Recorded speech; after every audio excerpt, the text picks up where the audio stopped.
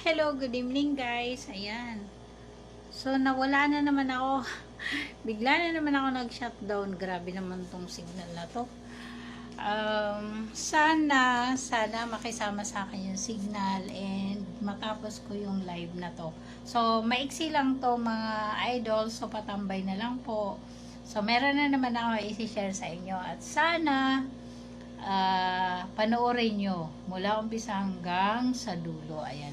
So, meron akong i-share sa inyo. Ayan, kung nakikita nyo yung aking title is Emotional Health Tips. Ayan, ano ang sekreto. Ayan. So, ibig sabihin, paano ba magiging masaya yung ating buhay, ganon. Yung emotion natin na hindi tayo nai-stress, yung mga ganon.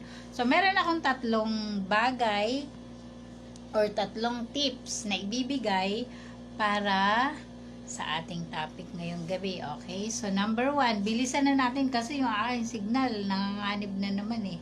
So, number 1, kailangan po is no worries. Ibig sabihin, dapat po wala po tayong mga alalahanin sa buhay. Yung, ibig sabihin, yung maging payapa naman, di ba? Yung hindi tayo nag-iisip ng sobra-sobra.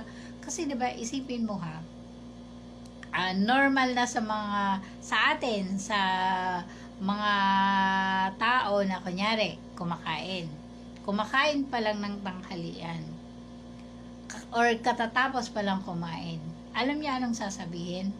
Ano na naman kayang ulam mamayang gabi? O, diba? Kita mo yan? Kakakain lang. Tapos, iniisip na agad yung para mamayang gabi. So, dapat wag po tayong ganun, guys. Kumbaga, para masaya yung natin, yung parang hindi yung utak natin, hindi yung punong-puno ng mga, ang daming laman, ang daming iniisip, diba? So sabi nga, wag po nating isipin yung mga bagay na hindi naman dapat pang isipin. Ibig sabihin, yung wag po tayong tumalon, wag po tayong mag-overthink, ayun, wag tayong tatalon dun sa mga bagay na hindi pa nangyayari. Kumbaga, huwag natin problemahin yung mga bagay na hindi naman problema pa, 'di ba? Kumbaga, one at a time. Kung may problema, edi isipin natin kung ano yung best na solution. So, ganun. Kumbaga, kung kailan lang merong problema, doon natin isipin yung problema. Huwag po tayo nag-iisip ng problema nang wala pa. So, kumbaga masyado tayong advanced, 'di ba? Dapat hindi po ganun. So, yun po yung number 1. Dapat no worries. Ayan. So, problemahin lang po natin yung totoong problema.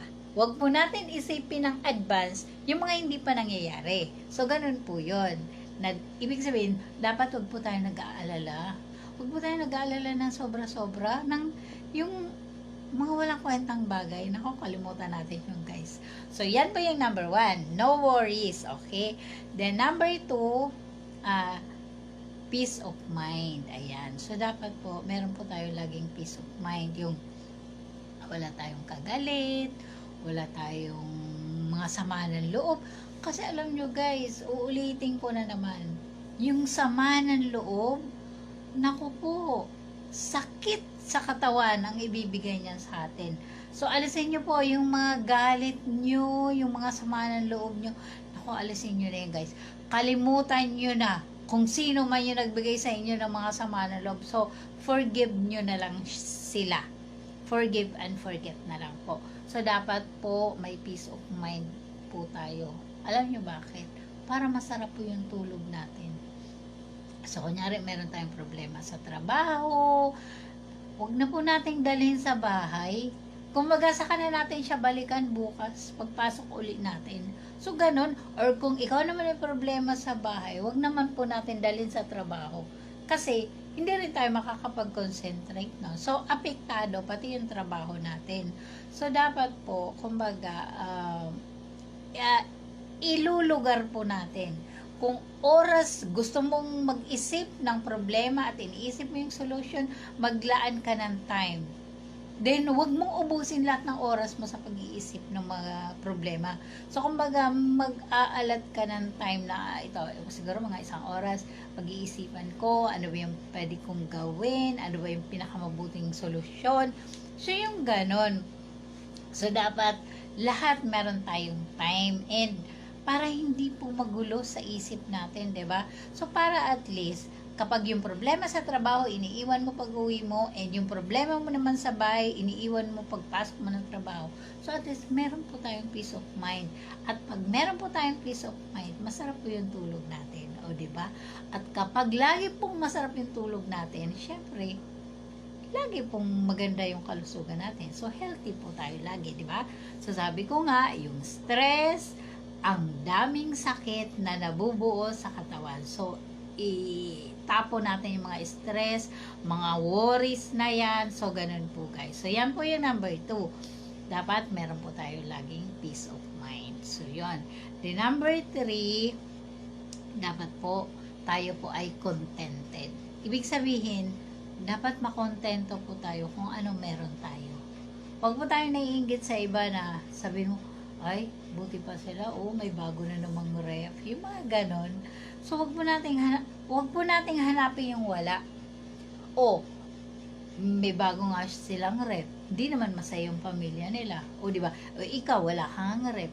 Masaya naman yung pamilya nyo. So, ganon. Hindi po nakikita yung sa bagay na porket may ref sila, okay na. Malay mo naman, mas marami silang problema kaysa sa'yo, di ba? So, ganun po yun. So, kumbaga, masiyahan tayo or makontento tayo sa mga bagay kung anong meron tayo. Huwag po natin hanapin yung wala. Kasi alam nyo guys, kapag hinanap po natin lagi ang wala, hindi po tayo magiging masaya. Totoo po yan. So, be contented. Ibig sabihin, maging kontento kung ano man ang meron tayo. Lagi po natin ipagpasalamat yung mga bagay na meron tayo na binigay ang Diyos. So, ganun lang po. Huwag po natin hanapin ang wala. So, ganun lang po yun, guys. Kasi iba-iba naman, sila mayaman. Ikaw mahirap. Sure ka ba na maligaya yun?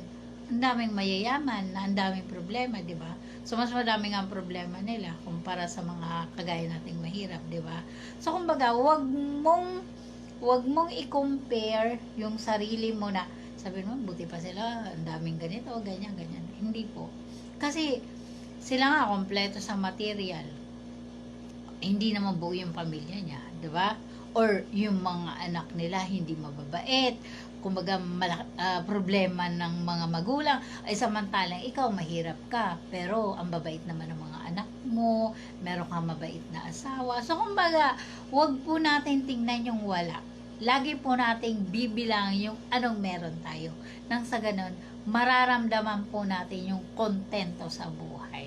So yun lamang, ulitin ko, 3 sekreto para laging masaya ang ating buhay at maging yung ating emotional ay parating masaya, 'di ba? So, yun, number 1 po dapat po yung 'di ba 3 'yon. Dapat po no worries. Ayan, number 1, number 2, dapat meron tayong peace of mind, then number 3, be contented. So, yun lamang guys. Sana po may natutunan na naman kayo. At kung natuwa kayo sa aking ibinahagi ngayon, pa-like and share na lang po. And sana wag kayong mapagod sa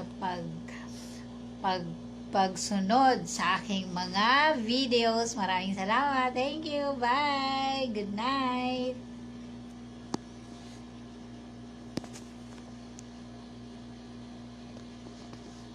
Ayaw na nyo.